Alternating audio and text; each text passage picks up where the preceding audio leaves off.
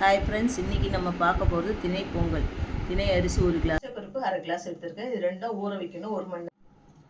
6 class தண்ணி, எந்த கிளாஸில் அரிசி எடுக்கிறோமோ திணை அரிசி அதில் 6 கிளாஸ் தண்ணி எடுக்கணும். நம்ம 6 கிளாஸ் தண்ணி 6 கிளாஸ் தண்ணி ஊற்றிருக்கேன். கொஞ்சம் பெருங்காயத்தூள் போட்டிருக்கேன், கொஞ்சம் உப்பு போட்டிருக்கேன், கொஞ்சம் மஞ்சத்தூள் போடுறது. இப்போது அடுப்பத்தை வச்சு 6 விசில் வைக்கணும்.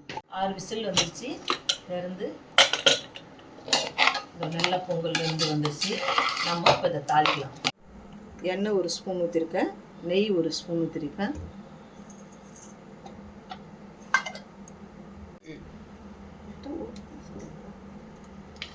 இந்த நெய்யும் எண்ணெயும் காஞ்சி வந்துடுச்சு.